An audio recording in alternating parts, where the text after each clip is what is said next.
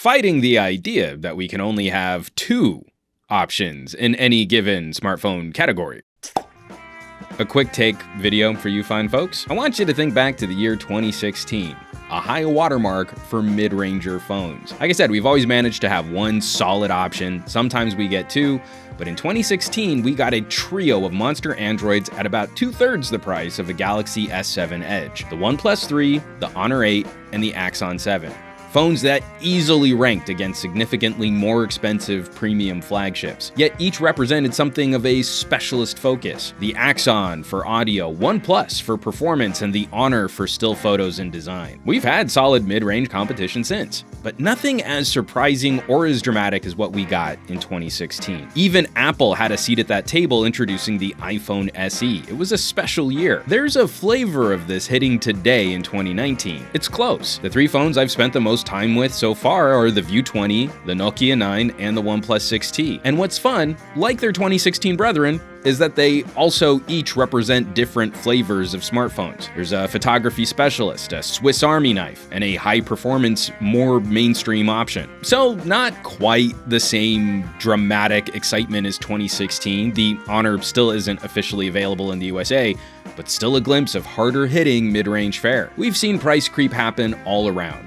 These phones are now selling closer to $600, but the quality of this competition is heating up as the premium market is plateauing. Apple and Samsung feeling that pressure, both releasing lower cost variants of iPhones and Galaxies, which arrive at prices closer to what we used to consider expensive flagship phones. And these three still do a tremendous job of undercutting the cheap, expensive flagship options. That conversation is just so much more fun, shifting your perspective on a great experience at $600 versus a great experience for more than $600. I think it's important that we continue to push back against normalizing $1,000 price tags. The continued lifestyle and branding push that lobster pots consumers. People who got used to a company at $600 thinking that a normal, regular phone experience now needs to break into $1,000 territory. As tech enthusiasts, we can't in one breath review gadgets hiding behind the idea that we're speaking to normal, regular, average consumers, and then also position luxury gadgets as the foregone conclusion to normal, regular, average use. It's not that I don't think $1,000 phones shouldn't exist.